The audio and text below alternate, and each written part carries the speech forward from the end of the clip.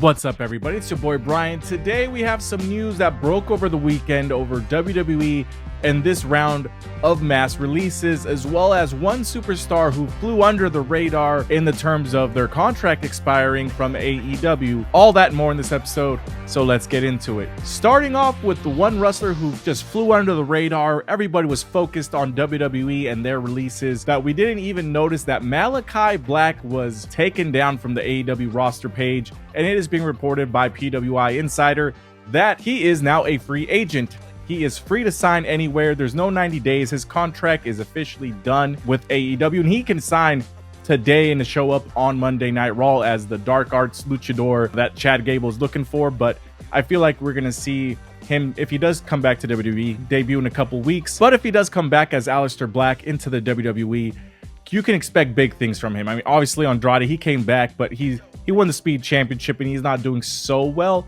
He's somewhere lost in the mid card. Benta came from AEW and he's doing really well. But Aleister Black, I think, is one guy who can be a main event star, fighting up there with Drew McIntyre, Jey Uso, just being in the world title picture of either SmackDown or Raw. I could see him going one-on-one with Cody Rhodes.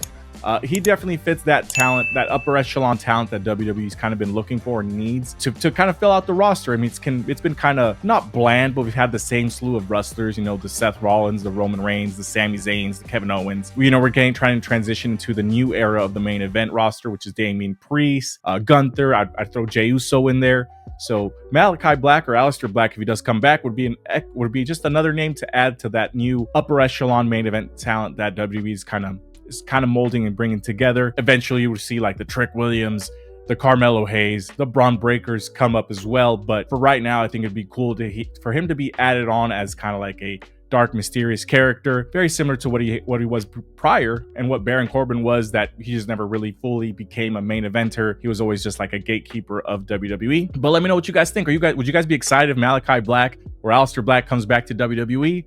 I'm sure Zelina Vega would love that.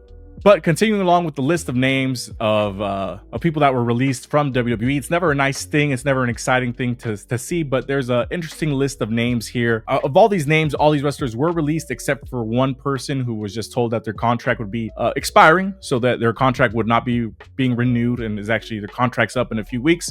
That person's Sonya Deville. I was utterly shocked when I found out that she was not going to be kept on the company. I felt like she had a solid spot. The crowd was behind her. She was with the PFC, but she does have a long list of injuries. So I do see that the upcoming talent of NXT, and it is rumored that, the reason these cuts happened was because of the new NXT roster that was moving in 2025, the Roxanne Perez's, the Cora Jades, just the list of NXT talent that is coming up. You gotta get rid of some names of people you just don't see with the company moving forward in any meaningful way. Sonya Deville, she's out of the company currently. Her contract's expiring in a few weeks. And then the other list of people are people that were released, them being AOP, Akam, Rizar, Paul Ellering. They've been released. This is not the first time they've been released as well, but I think this is the second time that they kind of get let go around the same time. The Final Testament has kind of been more focusing on just Karrion Kross. I mean, honestly, the whole time the storyline has just been Karrion Kross and Scarlett showing up. It didn't really fit the need to have those other three part of this team. So now they're actually finishing up with the company now.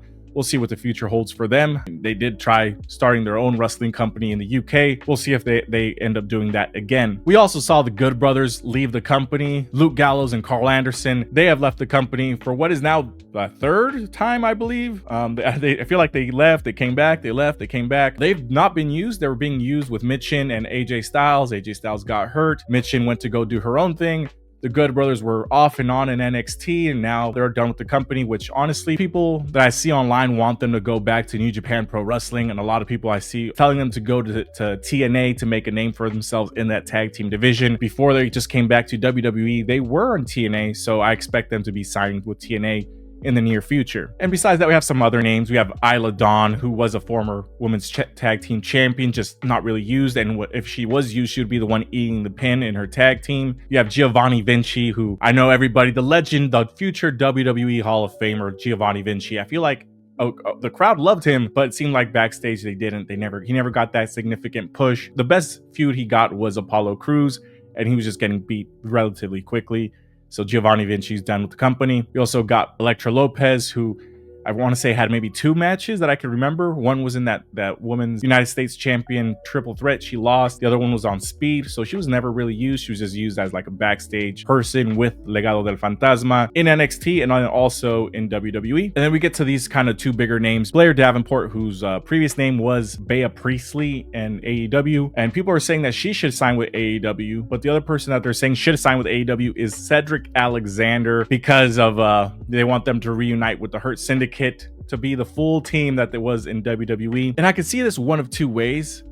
I do want to see him back with this prominent wrestling company, which is AEW, but to kind of relive the glory days of the Hurt Business again in AEW as the exact same team, I feel like as fans, we deserve to see some evolution, and I don't think he really needs a spot in AEW to be part of the Hurt Syndicate. If you want to add him just to be an additional member of the roster, I'd be okay with that, but don't just relive the glory days of WWE by bringing him along. If you're going to bring him along, have him do something separate. There's a bunch of talent in AEW already that could use that spot, but I don't think he should be added to the company. Let me know what you guys think, but definitely catch our live streams Mondays, Wednesdays, and Fridays right after wrestling, right here on Triggered Wrestling.